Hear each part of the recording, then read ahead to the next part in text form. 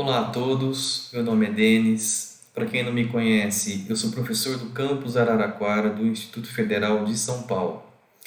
Este vídeo é parte das atividades remotas que temos oferecido aos nossos alunos e também à comunidade externa nesse período de quarentena. O objetivo desse vídeo é abordar o tema de acessibilidade na web sob uma perspectiva prática em HTML5. Basicamente, no decorrer do vídeo, eu vou apresentar algumas técnicas em HTML que nos permitirão alcançar determinados mecanismos de acessibilidade que são fundamentais em páginas web. Eu recomendo fortemente a todos que, antes de assistirem a este vídeo, assistam à palestra que foi dada pelo Maurício Sami Silva, o famoso Maljor, sobre esse mesmo tema na Intercom de 2018. Na ocasião, o Maljor apresentou alguns conceitos, princípios e, especialmente, mostrou a importância de considerarmos a acessibilidade durante todo o desenvolvimento web. Vale a pena assistir a esse vídeo. Muito bem, mas o que seria acessibilidade na web? A acessibilidade na web é basicamente a garantia de que qualquer pessoa, independentemente de suas deficiências ou capacidades, acesse a web em sua plenitude, usufruindo de todos os seus recursos e serviços. Segundo a W3C, qualquer pessoa deve ser capaz de entender, perceber, interagir, navegar e até mesmo, por que não, contribuir na web. E o que isso quer dizer em termos práticos? Quer dizer que considerar a acessibilidade no desenvolvimento web não é uma questão de dar um tratamento especial a um grupo específico de pessoas, mas dar o mesmo tratamento a todos, garantindo que conteúdos e funcionalidades, serviços que devem ser providos pelas nossas aplicações sejam acessados por qualquer pessoa em igualdade de oportunidades, com segurança e autonomia. Essa ideia vai justamente ao encontro do que preconizava o famoso Tim Berners-Lee quando criou a web. Ele dizia que o poder da web estava justamente na sua universalidade, no seu potencial de alcançar as pessoas, independentemente de localização geográfica, cultura, capacidades, idioma, perfis e assim por diante. Agora, de nada adianta a gente desenvolver uma aplicação web linda, que faça várias coisas, que implemente várias funcionalidades, sem considerar a acessibilidade.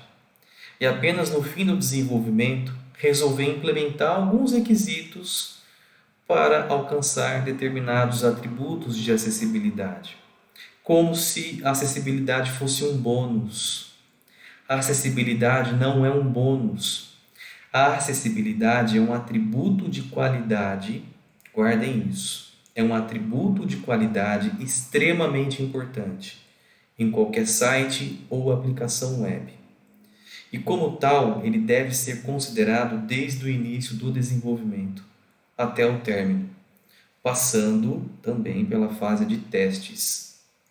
Precisamos encontrar formas de testar, garantir que requisitos de acessibilidade foram corretamente implementados pela nossa aplicação.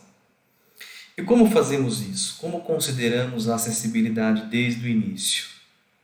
Ora, na web, se a gente precisa considerar a acessibilidade desde o início, então a gente precisa considerar durante a estruturação da página em HTML. Em outras palavras, a acessibilidade começa com HTML.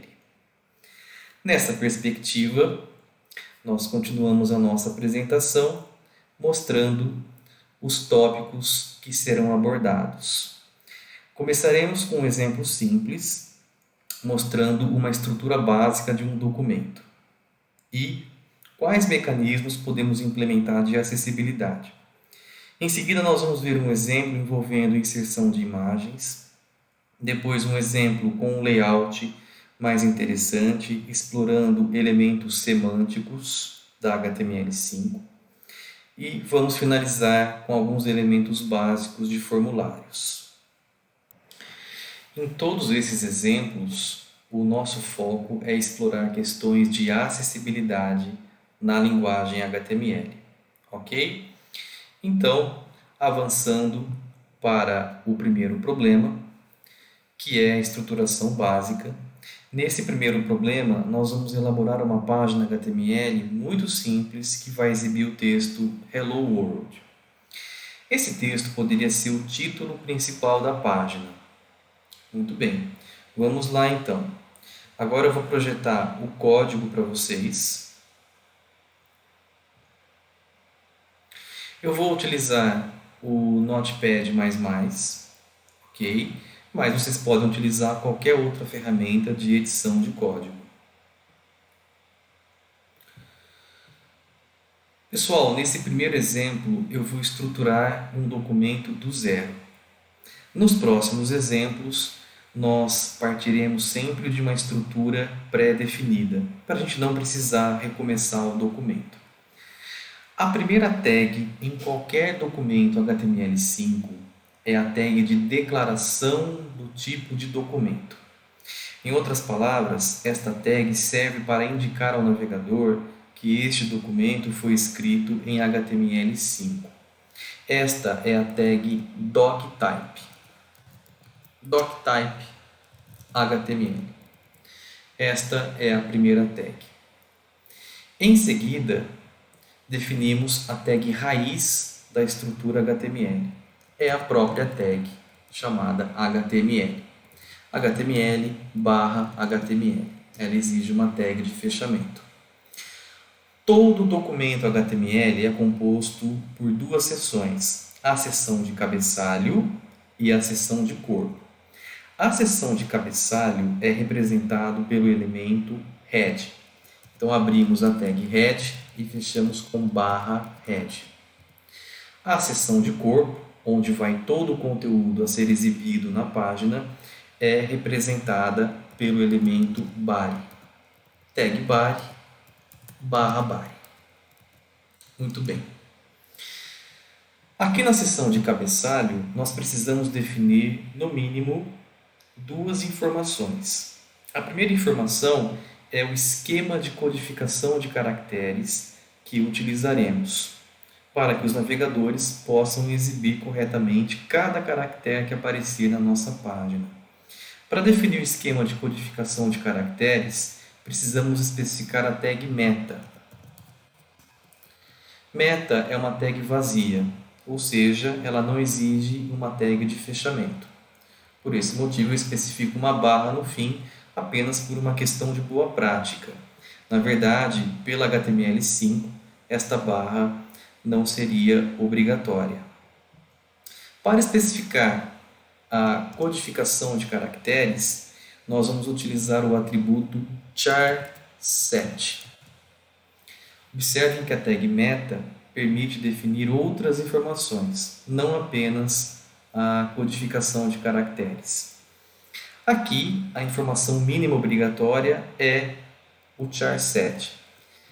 O char_set nosso, o padrão da HTML5, é UTF-8.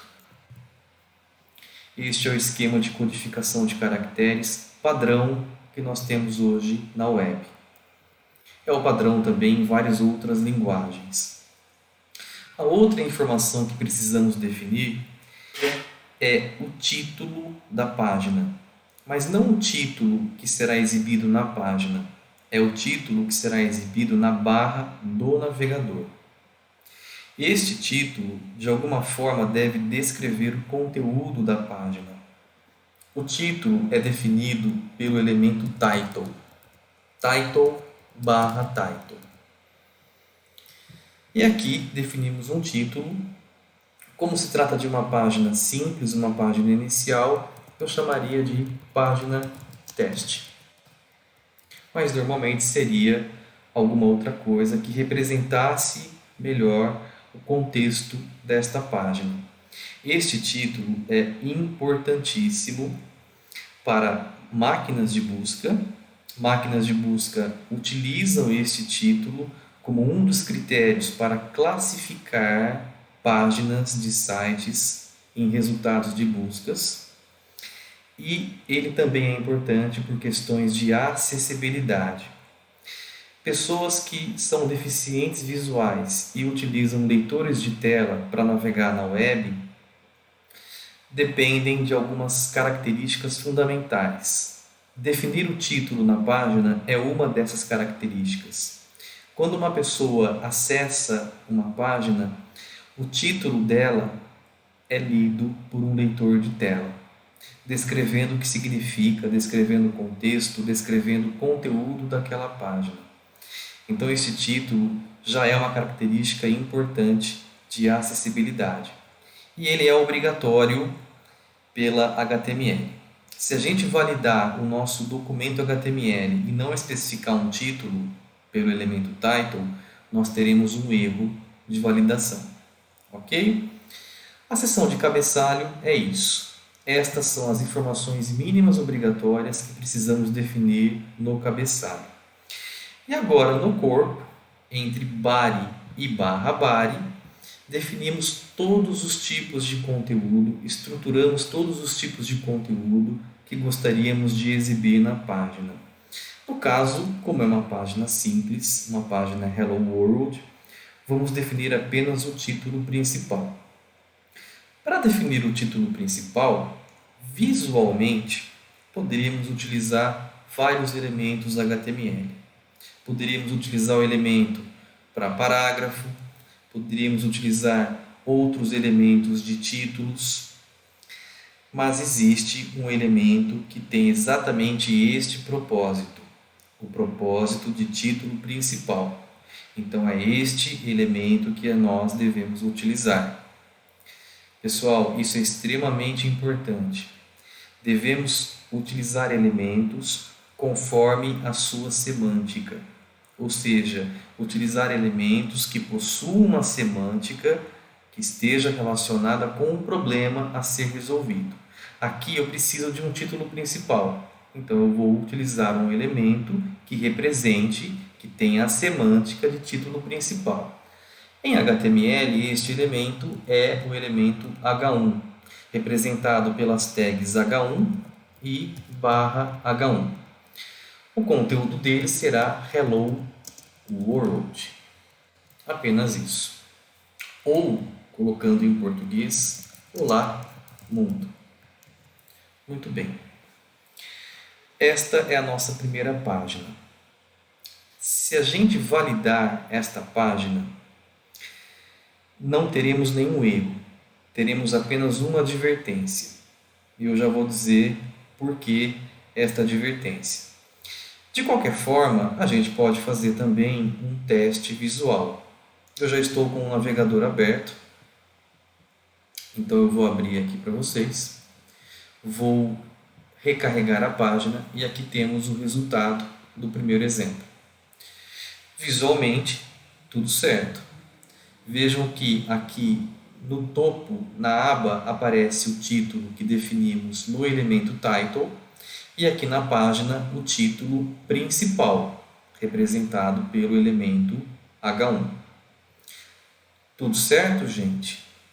Nem tudo. Existe algo importantíssimo que está faltando aqui e tem a ver com a acessibilidade especialmente. O que está faltando neste código? Voltando aqui para o código. O que está faltando, pessoal, é a especificação do idioma desta página. Toda página HTML deve declarar o idioma em que foi escrito o seu conteúdo. Esta página não declara o idioma. Como fazemos isso?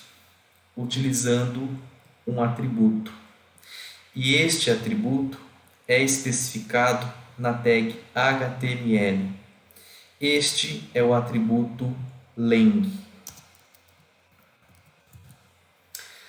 Como valor para o atributo len, devemos especificar dois códigos no padrão ISO. Primeiro o código do idioma e depois o código do país. Idioma, esta página está escrita em português. O código para português no padrão ISO é PT. Este é o código para português. Português da onde? De Portugal? Não, português do Brasil. Então a gente coloca um traço e especifica o código para o país Brasil, que é BR. PTBR, português do Brasil. Pronto. Agora esta página define o idioma.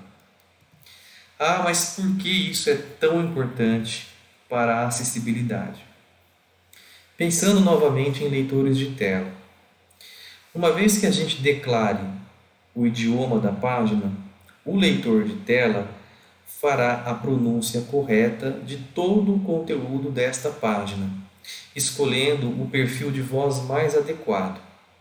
Além disso, outras ferramentas, de repente ferramentas de tradução, poderão fazer a tradução correta do conteúdo, aquela tradução automática para alguns usuários. Então, este atributo é um mecanismo importantíssimo de acessibilidade. Voltamos a testar. Eu volto aqui para o navegador e visualmente continua a mesma coisa. Existe alguma ferramenta que permite verificar questões de acessibilidade? Existem várias ferramentas, pessoal. Uma dessas ferramentas que eu vou mostrar para vocês é uma extensão do Chrome. Esta ferramenta se chama Wave. É uma extensão do Chrome, fácil de instalar.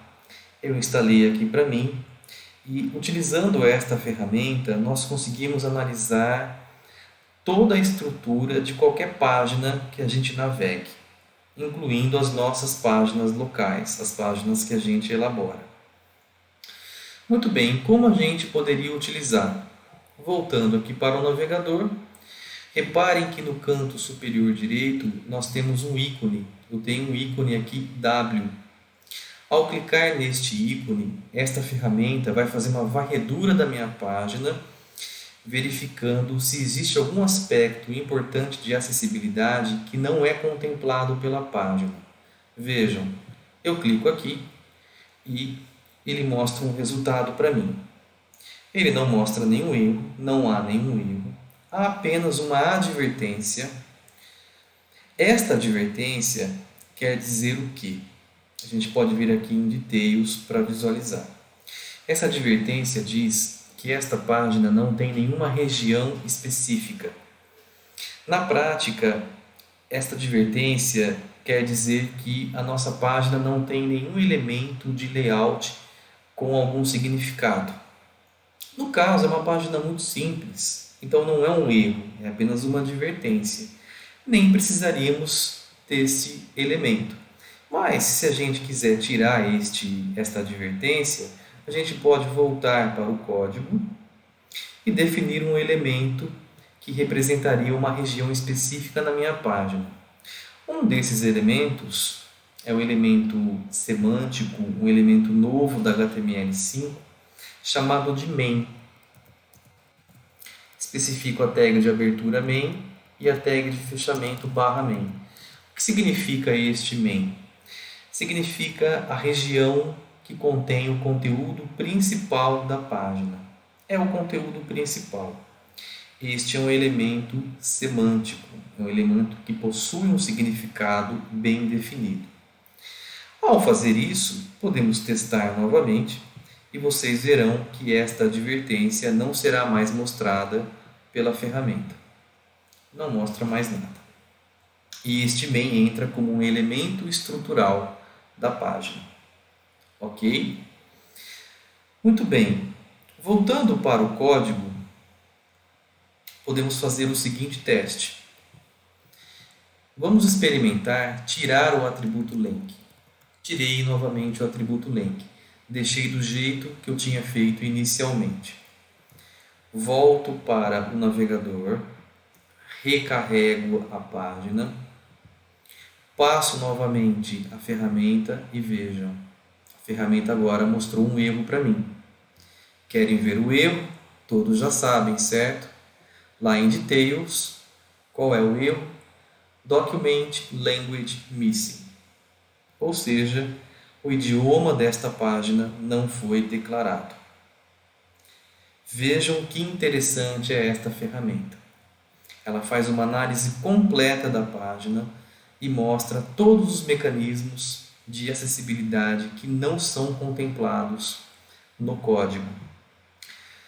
Voltando aqui para o Notepad, eu volto a especificar o atributo Lang. Ok, tudo certo agora.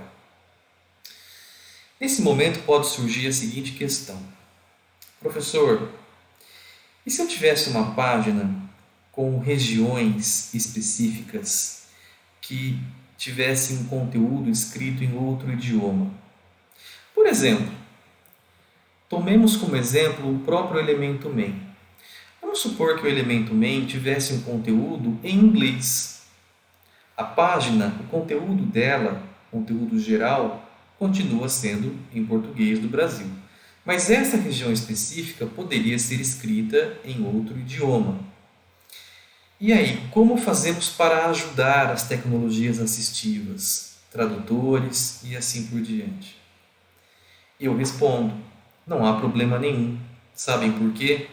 Porque o atributo lang, assim como vários outros atributos na HTML, é um atributo global. O que significa isso? Que este atributo pode ser utilizado em qualquer tag HTML. Nós utilizamos o lang na tag HTML para declarar o idioma de toda a página. Mas se eu precisar declarar novamente o idiomas em regiões específicas, basta utilizar novamente o atributo lang. Então aqui no caso da tag main, eu utilizaria novamente o atributo lang com outro valor. O idioma é o inglês? Sem problema. O código para o inglês no padrão ISO é EN, em. Traço é o inglês dos Estados Unidos? US. Código para os Estados Unidos no padrão ISO. Ok? E poderíamos fazer isso para qualquer outro elemento aqui no código. Lembrem-se, o atributo lang é um atributo global. E este é o primeiro mecanismo de acessibilidade que nós apresentamos. Um mecanismo fundamental. Não se esqueçam, em qualquer documento HTML, por mais simples que seja, precisamos declarar o idioma deste documento. Ok, pessoal? Muito bem. Então, eu vou voltar aqui para a apresentação. Voltando aqui, resolvemos o primeiro problema e vamos avançar para o segundo problema. O segundo problema diz respeito a imagens. Basicamente, nós vamos elaborar uma página que apresente um texto qualquer e, em seguida, uma imagem. Eu tenho aqui a ilustração disso. Temos um parágrafo. Esse texto qualquer poderia ser um parágrafo. Em seguida, uma imagem. É a imagem do Instituto Federal, representando ações de combate ao coronavírus. E em seguida, outro texto, outro parágrafo. Vamos implementar então este código e entender o que ele tem a ver com acessibilidade. Que mecanismo de acessibilidade nós vamos explorar neste código. Então, voltando aqui para o Notepad++, eu já estou com o código desta página aberto. Vocês devem ter percebido que agora eu já tenho a estrutura mínima pronta. E em relação ao primeiro exemplo, a única diferença nesta estrutura é que agora nós temos a tag link fazendo parte do cabeçalho, né? A tag link dentro do elemento head, como filho do elemento head. A tag link permite vincular um arquivo HTML a uma folha de estilos externa, a um arquivo CSS. Então, aqui neste exemplo, eu já estou utilizando o CSS já está pronto, nós não vamos explorar CSS. Aqui o nosso foco é HTML e aqui eu usei o CSS apenas para dar um visual mais interessante à nossa página. Não se esqueçam de que HTML é para definição e estruturação de conteúdos. CSS é para estilização, ok? Muito bem. Aqui eu também já deixei o título principal pronto, o elemento H1. E agora eu vou especificar o parágrafo, o primeiro parágrafo, com o conteúdo texto qualquer, P/P, texto qualquer. Em seguida, eu vou especificar, eu vou inserir a imagem. Para inserirmos uma imagem em HTML, utilizamos a tag img, que é uma tag vazia, como a tag meta, como a tag br e várias outras que nós temos na HTML. Antes mesmo de definirmos os atributos necessários para esta tag, eu já vou especificar um outro parágrafo representando um outro texto qualquer. Texto qualquer. Observem que o elemento P é utilizado para definir parágrafos em uma página HTML. Muito bem, aqui para a imagem. Quais são os atributos necessários para inserirmos uma imagem de forma adequada? O primeiro atributo é para indicar o caminho da imagem. Onde está o arquivo de imagem que eu quero inserir na minha página? Este atributo é o atributo src. E o valor dele normalmente é uma URL relativa, apontando para o arquivo da imagem. Esta imagem, pessoal, está numa pasta que eu criei no mesmo diretório do arquivo HTML. Esta pasta se chama imagem. Então, coloco imagem barra o nome do arquivo da imagem. Nesse caso, precisamos verificar o nome do arquivo. Esta imagem é chamada de ifsp_combat. ifsp_combat é o nome do arquivo da imagem. A extensão da imagem, a gente não pode esquecer de especificar a extensão, nesse caso é JPG, é uma imagem JPEG. E é isso. Este é o caminho da imagem, é o valor do atributo src. Em seguida, nós precisamos especificar o tamanho desta imagem, a sua largura e a sua altura. Para definir a sua largura, utilizamos o atributo width. E para definir a altura, o atributo height. Eu vou seguir a altura e largura originais da imagem. Então, para definir a largura em pixels, eu posso utilizar o atributo width. E a largura desta imagem é 750 pixels. Aqui eu não preciso especificar a unidade px. Por default, ele já trata como pixels. A mesma coisa vale para a altura, height. A altura desta imagem é 231 pixels. Então, especificamos desta forma. E se não especificarmos? O navegador não vai carregar a imagem, ele vai carregar, mas ele vai precisar calcular as dimensões do quadro, do espaço necessário na página para inserir a imagem. Nós não precisamos fazer isso. Nós podemos facilitar o trabalho do navegador, definindo, passando para ele o tamanho da imagem, a largura e a altura. Mas aqui, pessoal, o mais importante é definir outro atributo para a imagem. Um atributo que muitas vezes é negligenciado. Qual é este atributo? Este atributo é um mecanismo importantíssimo de acessibilidade. É o atributo alt. Não se esqueçam de especificar o atributo alt quando vocês precisarem inserir uma imagem. Para que o atributo alt serve? O atributo alt representa um texto alternativo para a imagem. Então, caso a imagem não possa ser carregada por qualquer motivo, o usuário pode ter desabilitado o carregamento de imagens para melhorar a velocidade de download. De repente, o navegador, por algum motivo, pode não suportar imagens. Enfim, caso a imagem não possa ser carregada, é o texto, é o valor deste atributo que vai ser exibido.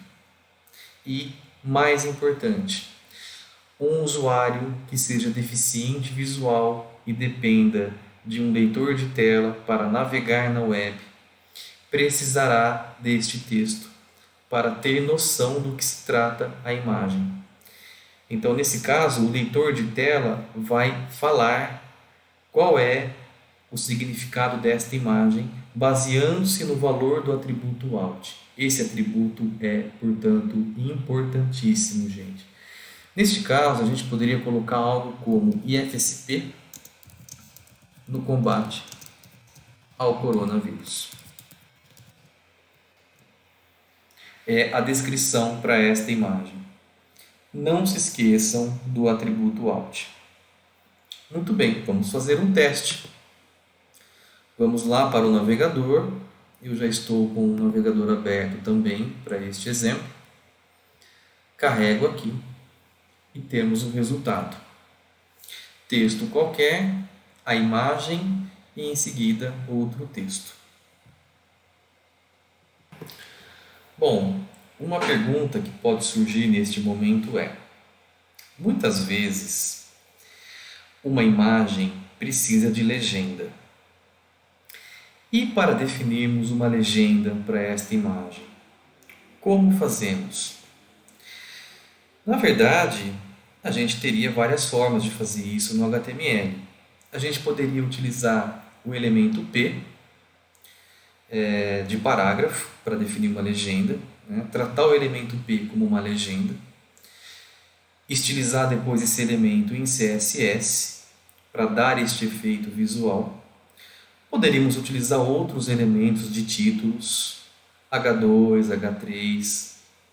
Poderíamos utilizar um elemento genérico como span. Span é um dos elementos genéricos que nós temos na HTML, ou seja, um elemento que não possui significado algum. Talvez o exemplo mais significativo disso seja o elemento div, que nós vamos ver depois no próximo exemplo. Enfim, poderíamos utilizar vários elementos, pelo menos para dar o efeito visual de uma legenda. Mas nesses casos, ferramentas como leitores de tela, outras tecnologias assistivas e o próprio navegador saberiam que o conteúdo destes elementos é a legenda para esta imagem? Como eles poderiam saber disso? Seria impossível, certo? Para isso, a gente vai precisar usar o elemento mais adequado do ponto de vista semântico. Se nós temos uma imagem e precisamos de uma legenda para esta imagem, o primeiro passo é especificar um elemento que permita agrupar a imagem em conjunto com a sua legenda. Para isso, temos um elemento novo da HTML5, um elemento que poucas pessoas conhecem. É o elemento figure. Vamos para o código então e vamos especificar o elemento figure. Ao especificar o elemento figure, representado pelas tags figure e /figure, o elemento img se torna filho do elemento figure.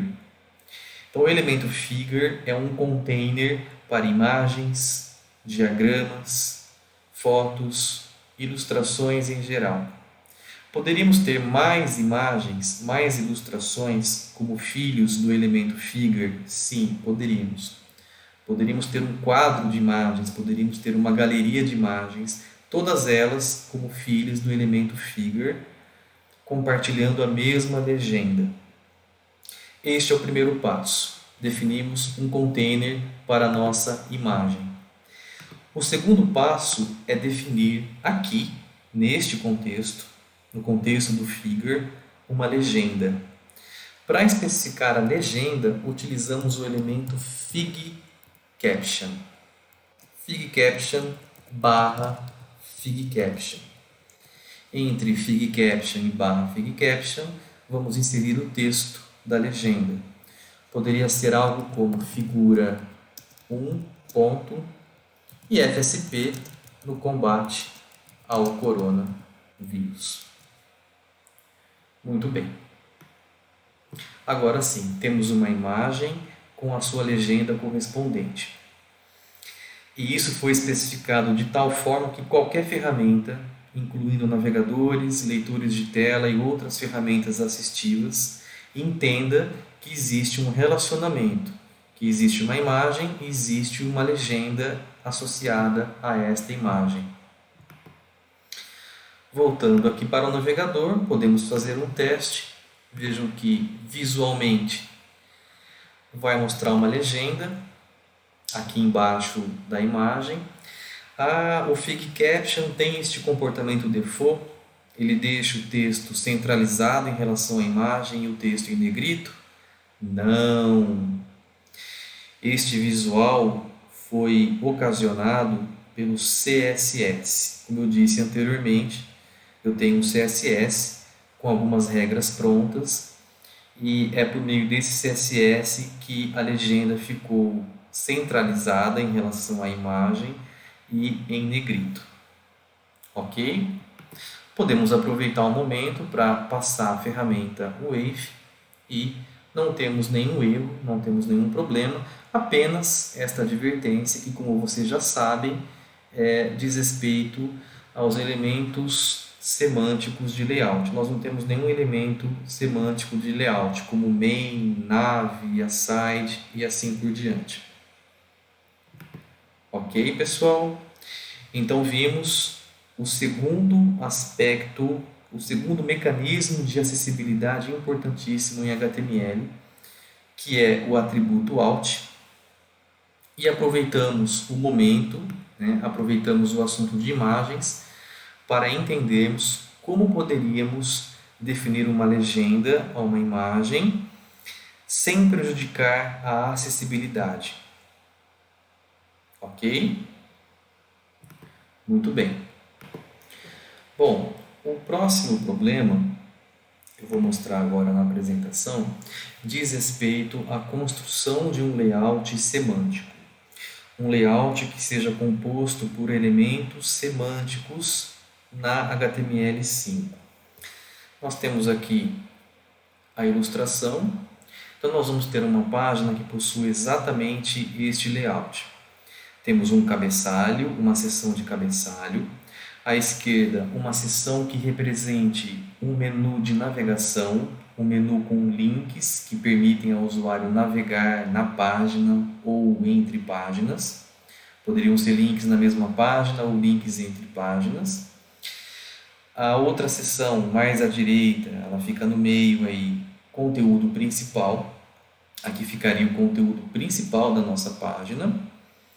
Em seguida, a barra lateral com algum conteúdo complementar. E no fim, uma seção de rodapé.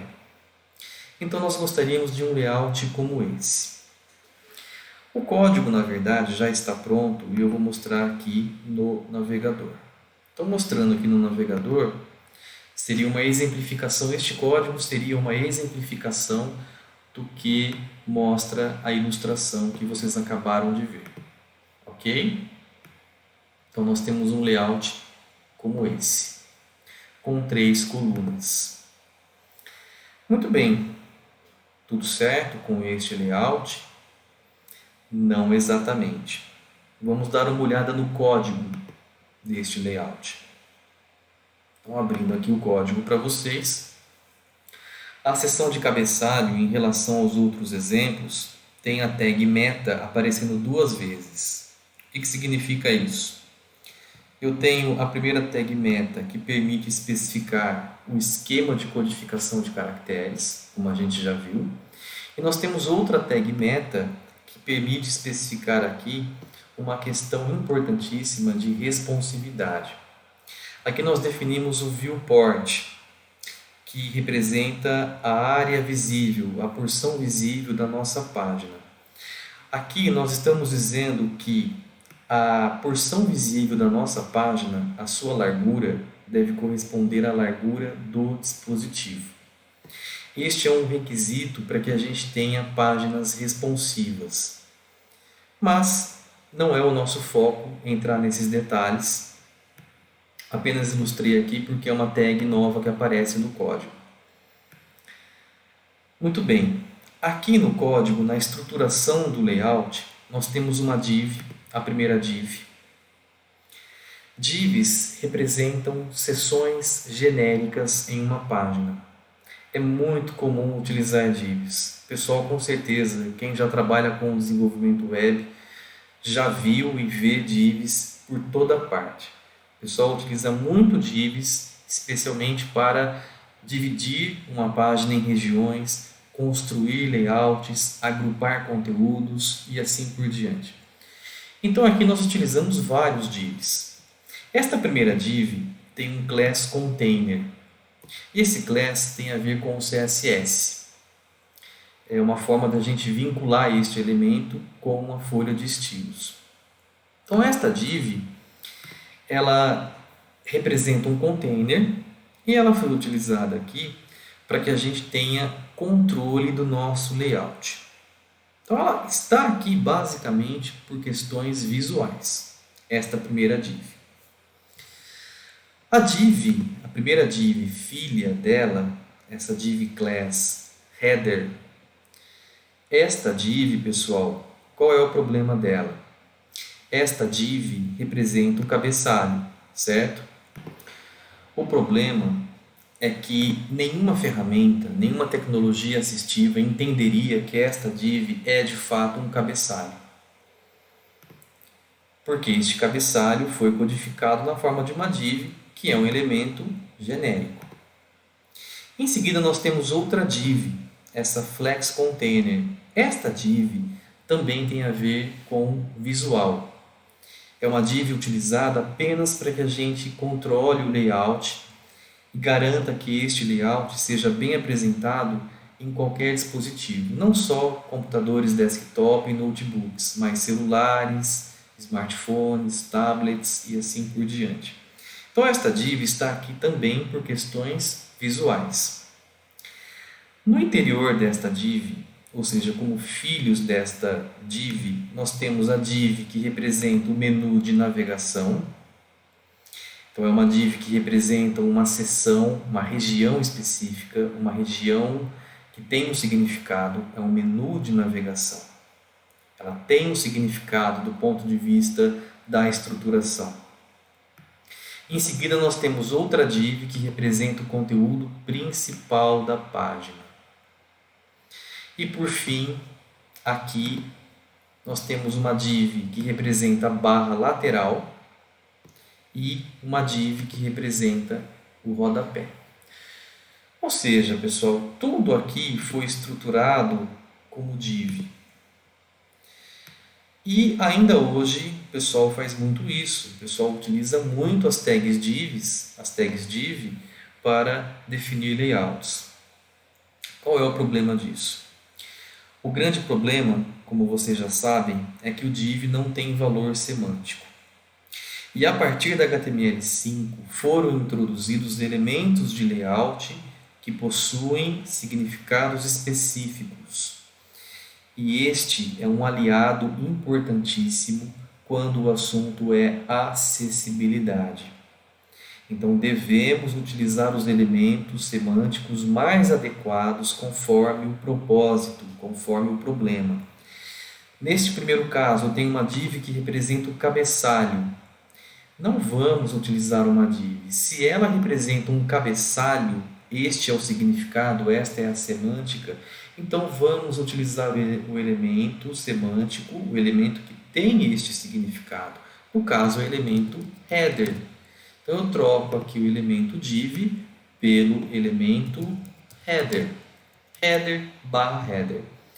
Esta troca não vai ter impacto em termos visuais, porque o CSS eu já deixei preparado para aceitar esta troca.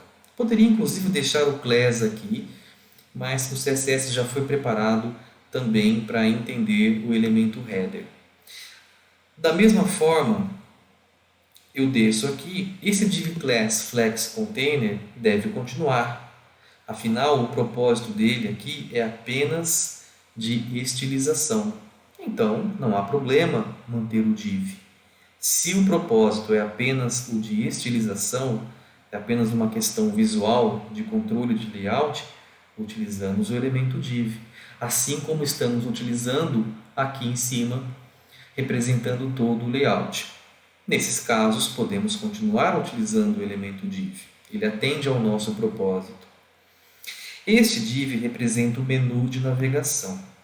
Entretanto, existe um elemento específico representando o principal menu de navegação de uma página. Este é o elemento nav. Então eu troco este div por um nav. Aqui embaixo a mesma coisa. Nav/nav. Em seguida nós temos o div que representa o conteúdo principal. Mas nenhuma ferramenta entenderia que este é o conteúdo principal. O que vamos fazer? Utilizar o elemento que representa a região principal, como utilizamos, por exemplo, lá no problema 1. É o elemento main. Main, e aqui embaixo, /main. Em seguida, temos um conteúdo complementar nesta barra lateral. Esta barra lateral também é representada por um elemento específico. Existe um elemento na HTML com esta semântica, é o elemento aside. Então trocamos esta div pelo elemento aside. E por fim, temos o rodapé, e da mesma forma que os outros conteúdos são representados por elementos específicos, este aqui também possui um elemento mais adequado, é o elemento footer, que representa uma seção de rodapé em uma página. Footer/footer. Quando utilizamos estes elementos, nós precisamos tomar cuidado com algumas regras básicas. Eu não vou entrar em detalhes em todas as regras, mas envolvendo estes elementos, por exemplo, nós não podemos utilizar o elemento footer como filho do elemento header. Não faria sentido ter um rodapé dentro de um cabeçalho. E o contrário também se aplica. Eu não posso ter um elemento header como filho do elemento footer. Quando utilizamos o elemento main representa o conteúdo principal da página, certo? Então ele só pode aparecer uma vez na página. Eu não posso utilizar mais de um elemento main na página. Se eu fizesse isso, haveria um erro de validação. Inclusive um erro que o validador W3C detectaria para a gente. Ok? Então, do ponto de vista do HTML, resolvemos esta questão semântica. Visualmente, vocês vão observar que o resultado é o mesmo. Eu vou lá para o navegador, vou testar aqui. Reparem que visualmente nenhuma diferença. Tudo igual. Mas do ponto de vista estrutural e do ponto de vista semântico, temos um código bem diferente. Vamos fazer uma validação, vamos fazer uma análise pela ferramenta, vamos passar a ferramenta Wave.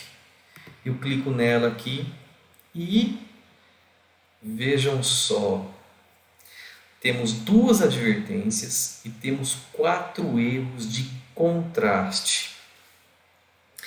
Eu fiz isso propositadamente para mostrar aqui, pessoal, que nem tudo de acessibilidade nós conseguimos resolver com HTML. Há algumas outras coisas que nós vamos ter que resolver utilizando CSS e também JavaScript. A acessibilidade começa com HTML, mas não termina no HTML. Vamos ver os detalhes desses erros. 4 erros de contraste. O que ele está dizendo aqui? Que existe um contraste pobre neste menu. Ou seja, não existe uma diferença significativa para alguém que tenha baixa visão entre a cor da fonte, a cor do texto, que a gente chama de foreground, e a cor de fundo, o background. Então é um erro fundamental. Vamos corrigir este erro. Vamos lá para o código. E agora a correção deste erro não é no HTML, é no CSS. Então deixei o CSS aberto. Uma forma simples de corrigir, eu vou localizar a regra que se aplica aos itens de menu. É esta regra, ponto menu item. Reparem que ela tem uma cor de fundo, que é este azul esverdeado. Uma forma simples de resolver é tirarmos, por exemplo, o tom esverdeado da cor. Tirar todo o verde da cor. O que nós temos de verde aqui é este 9E. No lugar dele, colocamos 00. Tiramos o verde, deixando então um azul mais escuro, melhorando como consequência o contraste. Vamos fazer um teste. Recarrego. Vejam que o tom de cor mudou.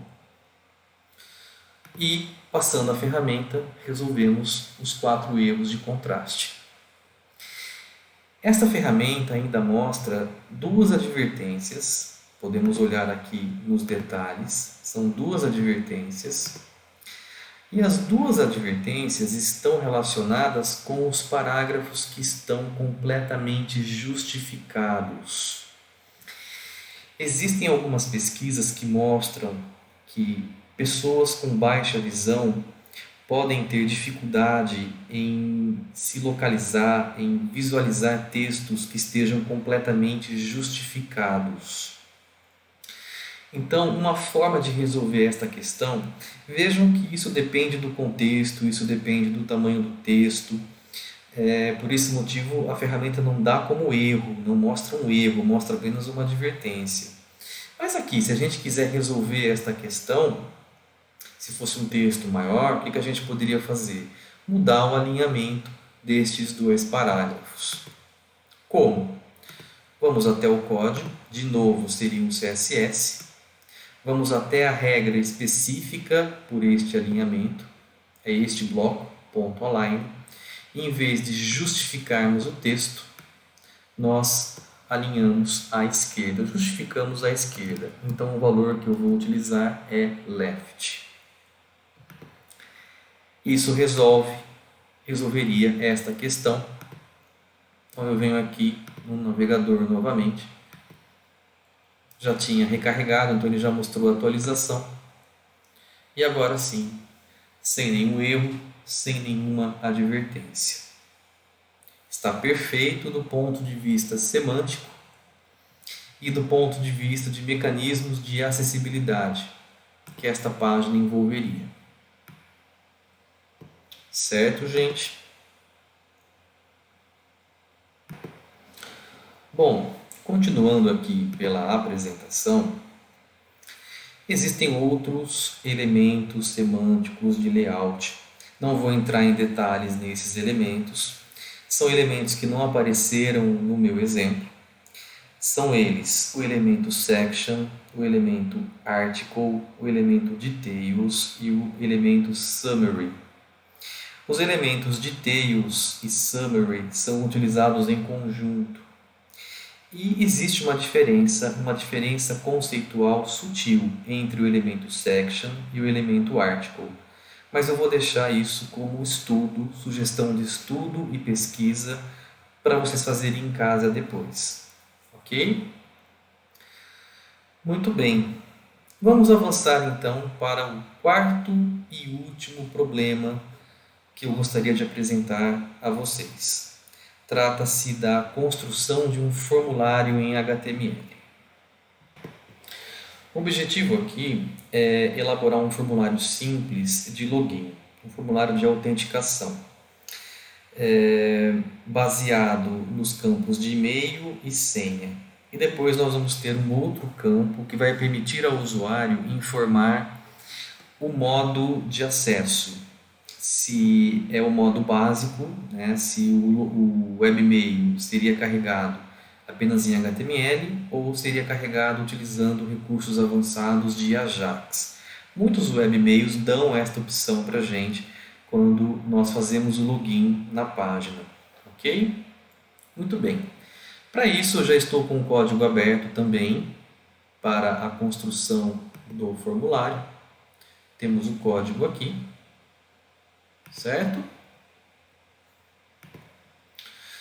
Aqui no código, gente, nós temos de novo uma estrutura básica, temos um CSS pronto. Vocês vão observar que durante a construção do formulário os campos ficarão bonitos, ficarão alinhados, né? Visualmente teremos um formulário interessante, graças à folha de estilos que já está vinculada ao nosso HTML.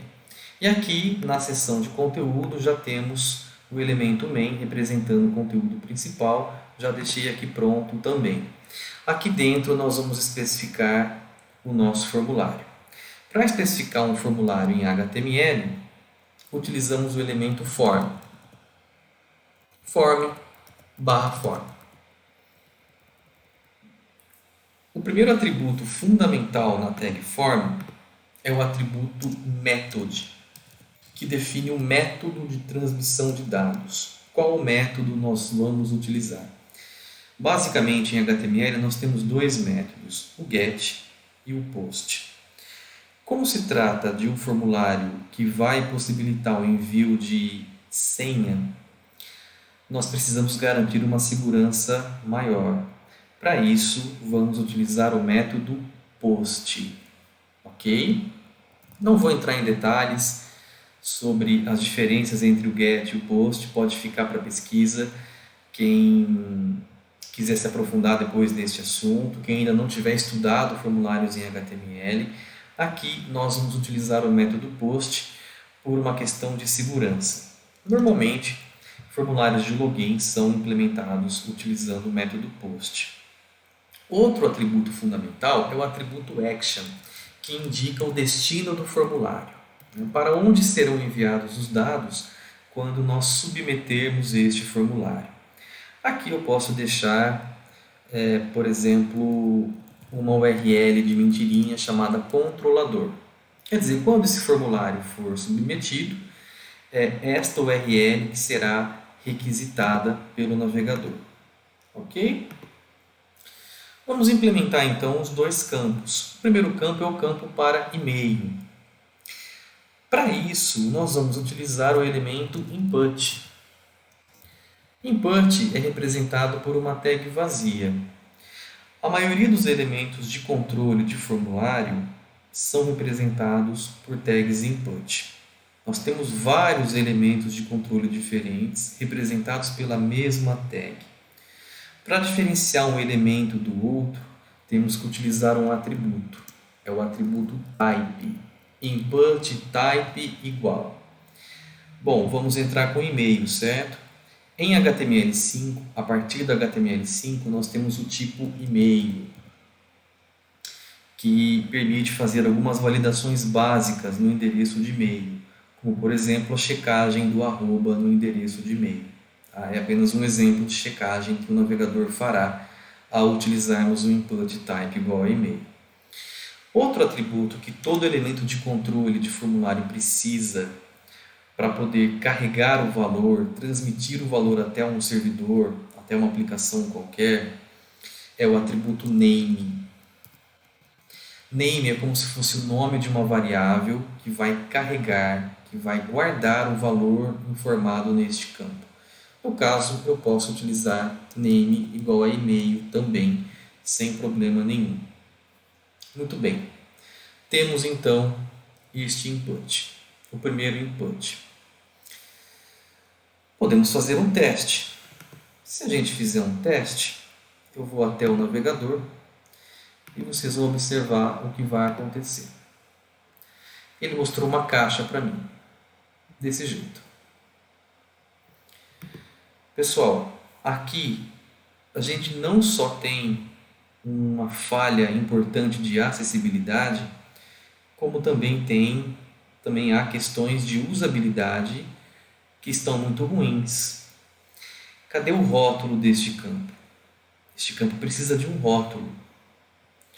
Uma forma de definir um rótulo para este campo seria fazer isso. Já vi isso em vários códigos por aí. E-mail, dois pontos. Pronto. Visualmente melhora um pouco. Se a gente for até o navegador e testar novamente, percebemos que agora ele mostra pelo menos um rótulo. Mas e do ponto de vista da acessibilidade? Ferramentas assistivas, o próprio navegador, saberiam que este rótulo está associado a este campo? Não há como saber, gente. Para isso, nós vamos precisar utilizar um elemento específico como container para este rótulo. Rótulos de formulários, rótulos de campos de formulários são definidos utilizando-se o elemento label. Então eu vou abrir aqui o elemento label, vou especificar o texto, rótulo, e-mail e vou fechar com /label. Pronto. Mas isso não é suficiente. Nenhuma ferramenta assistiva e nem o próprio navegador saberiam que este rótulo está associado a este input. O navegador, inclusive, demonstrando aqui o navegador novamente, o navegador, inclusive, tem uma funcionalidade embutida muito interessante. Quando o navegador reconhece pelo nosso código, um código bem estruturado, que um dado rótulo está associado, está vinculado a um campo de formulário, ao clicarmos sobre o rótulo, o navegador coloca o cursor, coloca o foco no campo associado ao rótulo que foi clicado. Vejam que aqui eu estou clicando no rótulo e o navegador não está fazendo isso. Ele não está colocando foco assim, neste campo. Simplesmente porque o navegador não sabe que este texto e-mail é um rótulo para este campo abaixo. Da mesma forma, nenhuma outra tecnologia assistiva saberia disso. Leitores de tela não saberiam e teriam dificuldade em ler este conteúdo a um deficiente visual. Muito bem, como fazemos esta associação então? Voltamos para o código.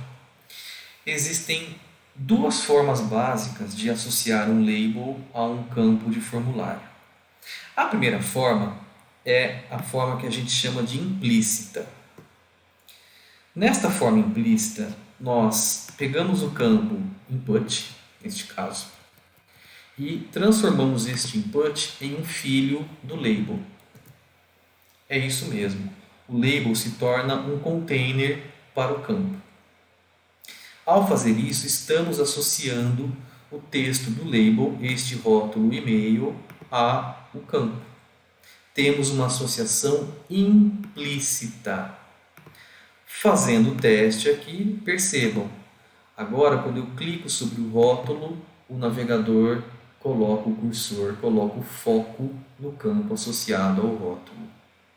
Da mesma forma, qualquer ferramenta, qualquer leitor de tela saberia que existe uma associação agora entre o rótulo e o campo. Ok? Perceberam isso? Muito bem. Voltando para o código, esta é a primeira forma de associar um label a um campo de formulário. A segunda forma é a forma que nós chamamos de explícita. Na segunda forma, o elemento input não se torna filho do label. Ele continua como filho apenas do form. E como fazemos então para associar o label ao input? O primeiro passo é dar uma identificação ao input, ao controle de formulário que queremos associar ao label. Para isso, utilizamos um atributo que permite identificar de maneira unívoca uma tag na página HTML. Este é o atributo ID. Então, eu vou dar um ID que pode ser igual ao name da própria tag, e-mail. ID igual a e-mail. Este é o primeiro passo. Atribuir um ID para este campo. Agora, eu volto para a tag label e especifico o atributo for. O valor do atributo for deve ser igual ao valor do atributo ID do campo associado ao label. Neste caso, é e-mail. Ao pé da letra, é como se estivéssemos dizendo ao navegador: este label, este rótulo, é referente ao campo identificado como e-mail. É para o campo e-mail. Pronto. Também é uma forma de associarmos um label a um campo de formulário. Então, se a gente volta aqui, clica sobre o e-mail, o cursor aparece no campo de e-mail. Certo, gente? Muito bem, a mesma coisa faremos para o campo de senha. Para não precisar digitar tudo de novo, eu vou copiar este bloco, vou colar, vou especificar um novo label agora para o campo de senha. Label for, eu vou dar o valor de senha para o atributo for. O tipo do input agora é outro, agora é um campo para a digitação de senha. A regra básica qual é? É mascarar o que o usuário digita. Para isso, o tipo desse input deve ser password. Name deve ser outro, senha. E o ID também será senha para corresponder ao label senha. Ok? Vamos já especificar um botão. Um botão para submeter este form. Input type igual a submit, não é um input button. Agora é um botão específico para submeter. Então temos que utilizar o input type igual a submit. Este botão também tem um name, eu vou chamar de submeter, e um value, que é o valor que vai aparecer para a gente no botãozinho na página. Ok? O value dele poderia ser ok. Algo assim. Muito bem.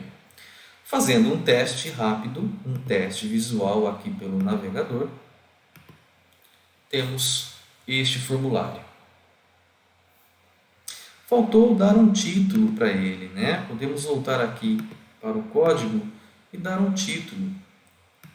Pode ser aqui dentro do main. Podemos dar um h2/h2 form de login. Pronto.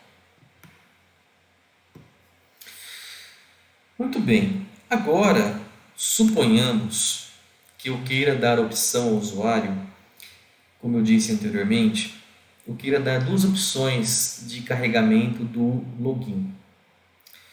Carregamento em HTML básico, então eu poderia carregar os meus e-mails utilizando apenas HTML ou utilizando Ajax, seria a forma avançada, a forma básica e a forma avançada. São duas opções. Eu poderia utilizar um select, permitindo que o usuário selecionasse apenas uma opção, ou, como o usuário deve selecionar apenas uma opção, eu poderia utilizar também os famosos radio buttons, os botões de rádio. Para cada opção teria um botão de rádio específico, certo? Uma opção para HTML, a opção básica de carregamento, e a outra opção para Ajax, a opção avançada. Vamos implementar e verificar como o código ficaria. Muito bem, então eu vou definir os dois botões de rádio, antes do botão submit. Cada botão de rádio também é representado pelo elemento input. Nesse caso, como é um botão de rádio, o type dele é radio. Name igual, eu vou chamar de opção. Todo botão de rádio precisa de um value. Este value serve para guardar o valor associado à opção marcada pelo usuário. É este valor que será enviado para a aplicação quando o formulário for submetido.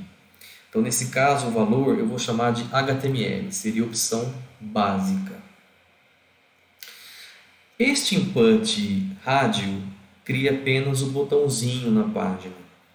Podemos fazer um teste para vocês verificarem. Vejam que ao especificar o input, ele só cria o botãozinho. Quer dizer, da mesma forma que fizemos para os outros campos, também precisaremos de um rótulo E este rótulo também será definido utilizando o elemento label. Então, depois do input, vamos utilizar um label e vamos utilizar a forma explícita, como fizemos anteriormente. Dessa forma, já sabemos que o input type igual ao radio precisa de um ID, que eu vou chamar também de HTML.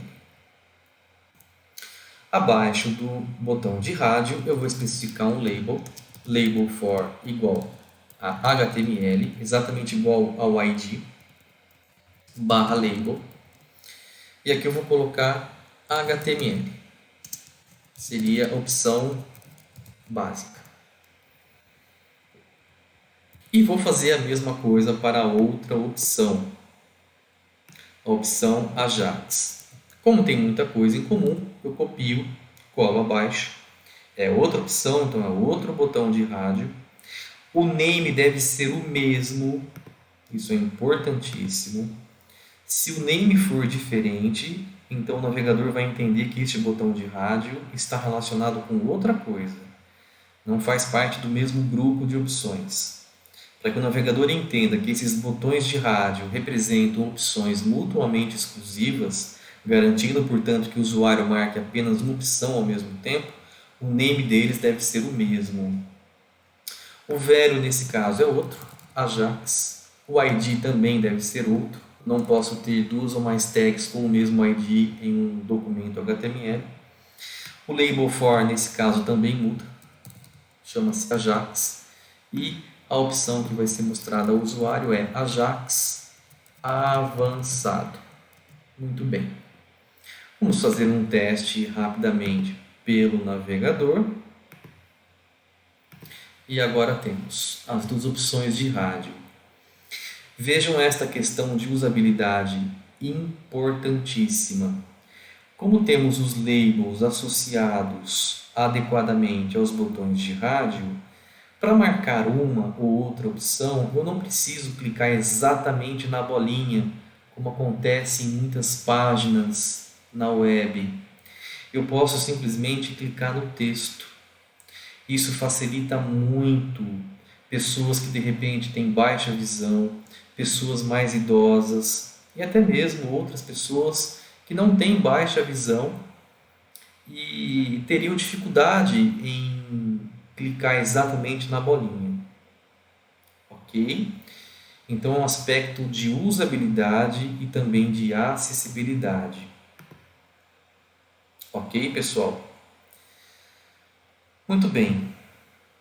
Vamos fazer um teste pela ferramenta Wave, verificar se está tudo dentro do que ela espera.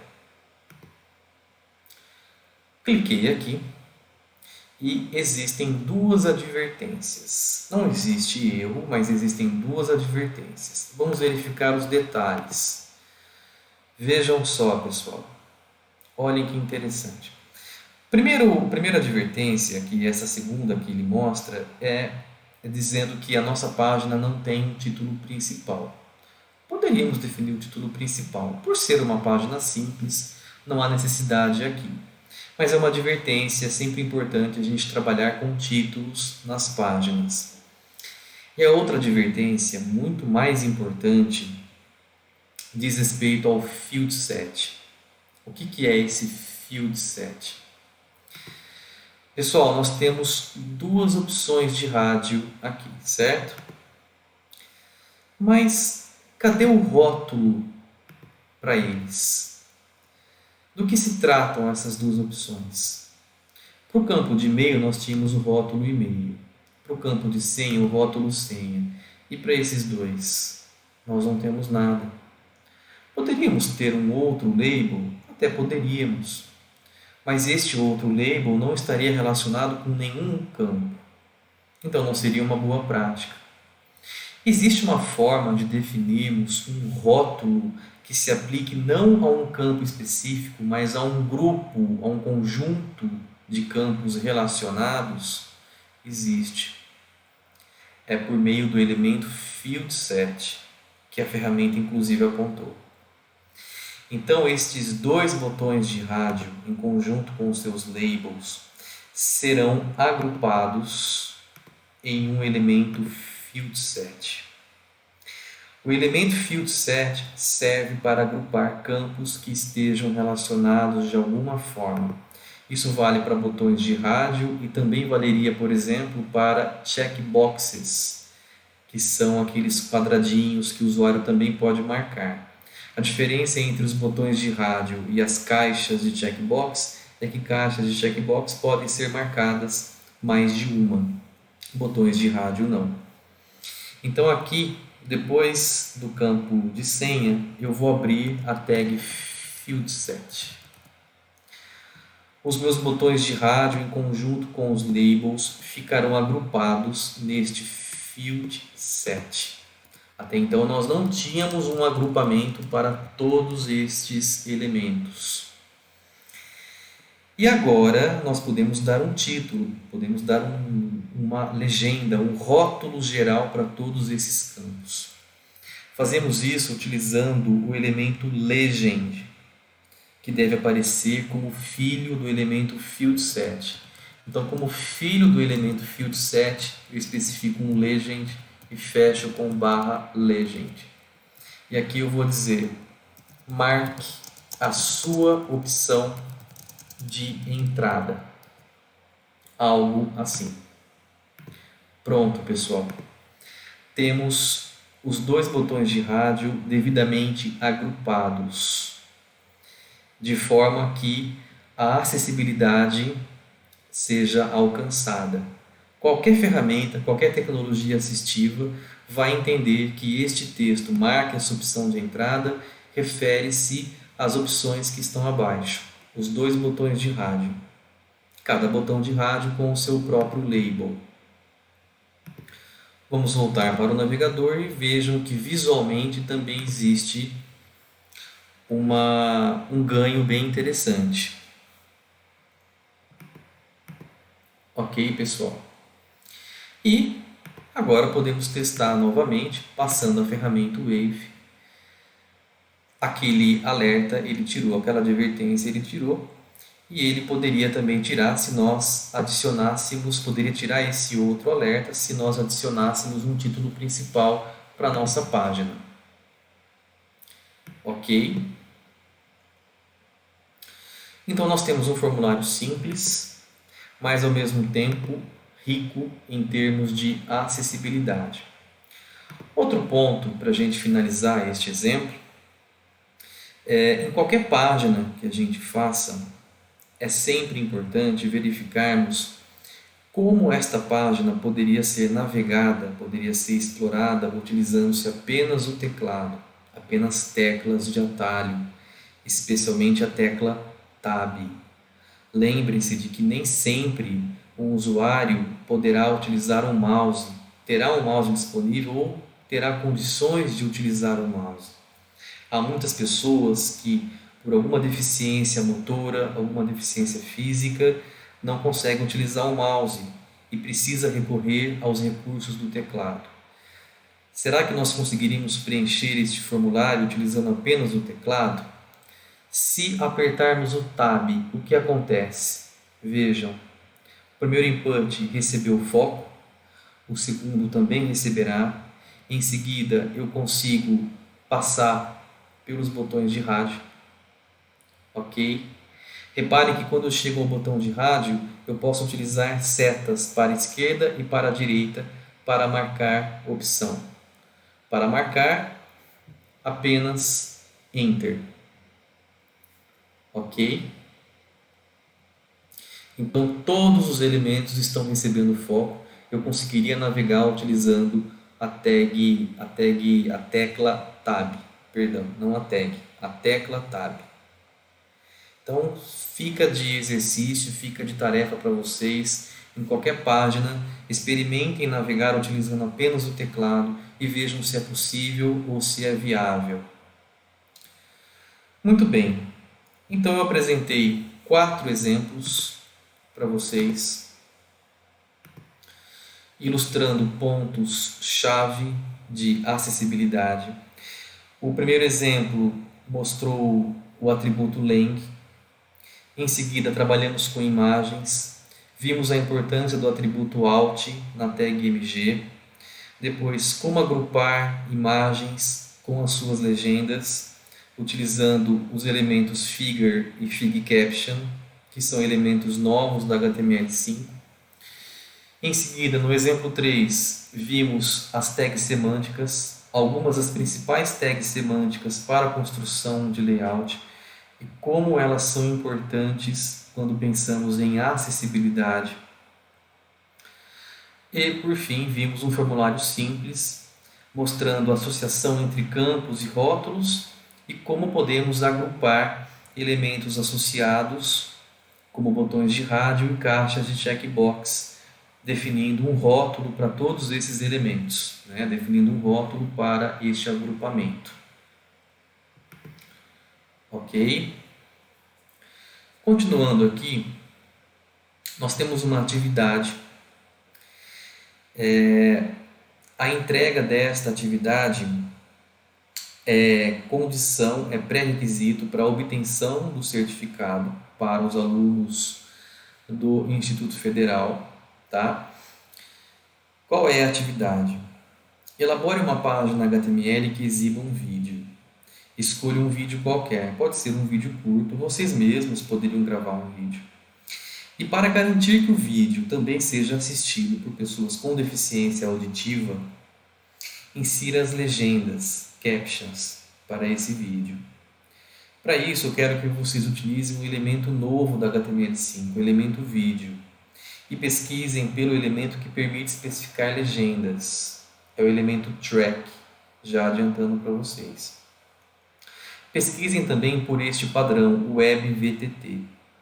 Este padrão é o que permite definirmos legendas em um vídeo. É uma forma de definir legendas para um vídeo utilizando HTML5, utilizando o elemento track. Então esta é a atividade. A descrição dela também estará no Moodle, ok? A forma de entrega será pelo Moodle.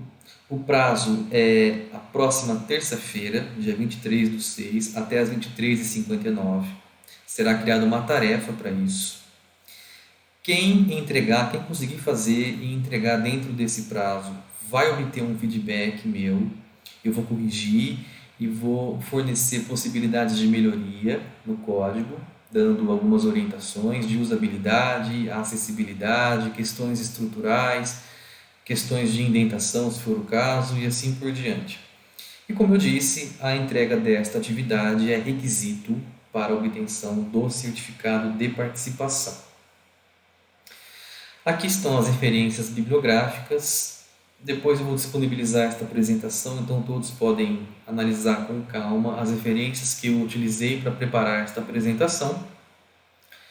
Alguns links úteis, muito interessantes. Apenas para ilustrar, o primeiro link é a especificação W3C para acessibilidade, a WCAG, na versão 2.1. O segundo link são algumas orientações para a gente fazer alguns testes de acessibilidade em páginas, sem utilizar qualquer ferramenta. É um ponto de partida para a gente avaliar a acessibilidade nas nossas páginas. Em seguida, nós temos uma lista imensa de ferramentas que podemos utilizar para avaliar a acessibilidade. Eu mostrei aqui uma ferramenta, a Wave, que é uma extensão do Chrome, muito simples de usar, como vocês viram, e muito útil. E por fim, o link do validador W3C, um validador online. Ele não faz validações específicas de acessibilidade. Ele valida questões sintáticas, questões estruturais do HTML. Ok? Muito bem. Queria agradecer a atenção de todos vocês. Obrigado por assistirem. Também permaneço à disposição caso queiram tirar dúvidas, caso queiram escrever. E espero que este vídeo tenha contribuído não só na questão técnica, mas também na questão da reflexão de vocês em relação à importância da acessibilidade no desenvolvimento web. Tá? Acessibilidade é um tema que deve ser ainda bastante explorado. É um tema que somente nos últimos anos tem ganho a importância que merece. É triste constatar isso, mas é a verdade. E cabe a todos nós, desenvolvedores, trabalharmos cada vez mais por uma web que de fato promova a inclusão social, que de fato proporcione que todas as pessoas acessem plenamente, que todas as pessoas consigam usufruir dos recursos e serviços que nós temos disponíveis na web. É isso, meu muito obrigado e um grande abraço a todos.